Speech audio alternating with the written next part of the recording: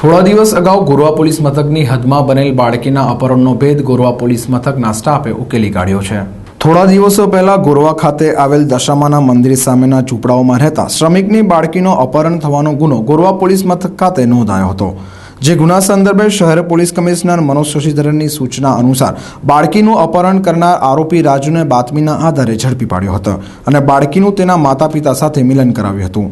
ગોરવા પોલીસે આરોપીની ધરપકડ કરી કાયદેસરની કાર્યવાહી હાથ ધરી છે।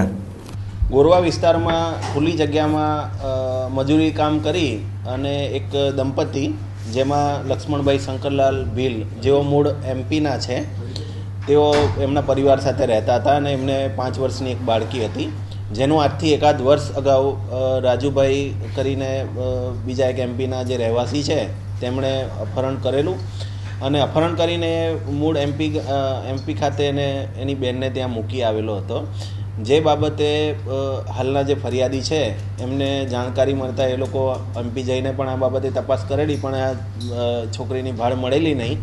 પરંતુ આજથી 2-3 દિવસ પહેલાં એવો આ જે અપહરણકર્તા છે એને જોઈ જતાં પોલીસને જાણકારી આપેલી, જેથી પોલીસે તરત જ આ બાબતે કાર્યવાહી કરી એક સીપી સાહેબ તથા એસીપી બી ડિવિઝન સાહેબની સૂચના હેઠળ ગોરવા પીઆઈશ્રીએ એક ટીમ એમપી ખાતે મોકલેલી અને ત્યાંથી તપાસ કરતાં બાળકી ત્યાં જે હેલ્પલાઇન હોય છે, બાળ હેલ્પલાઇન, ત્યાંના રક્ષણ ગૃહમાંથી મેળવીને અહીંયા પરત લઈ આવેલા।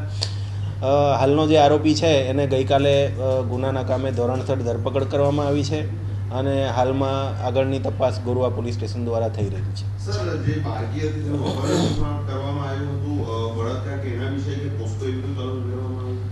ના, હાલમાં તો એવી કોઈ હકીકત બહાર આવી નથી, પરંતુ આરોપી હાલ કસ્ટડી હેઠળ છે અને આગળની વધુ પૂછપરછમાં આને લગતી કોઈ માહિતી મળશે તો અપડેટ કરવામાં આવશે। આરોપી અને જે બાળકી હતી તે કોઈ સગામાં થઈ? ના, આરોપીને બાળકીનું કોઈ બ્લડ રિલેશન હાલ સુધી જણાઈ આવેલ નથી। આરોપી એક જ છે અને એ જ્યારે ગયો હતો 1 વર્ષ પહેલાં તો સીધો એના ગામડે લઈ ગયો હતો અને ત્યાં એની બહેનને ત્યાં બાળકીને રાખી હતી અને ત્યારબાદ તે સ્થાનિક પોલીસ સ્ટેશન મારફતે એણે એક બાળ રક્ષણ ગૃહમાં મોકલી હતી અને ત્યાંથી પછી બાળ હેલ્પલાઇન દ્વારા એ બીજે રક્ષણ ગૃહમાં એને મૂકવામાં આવી હતી।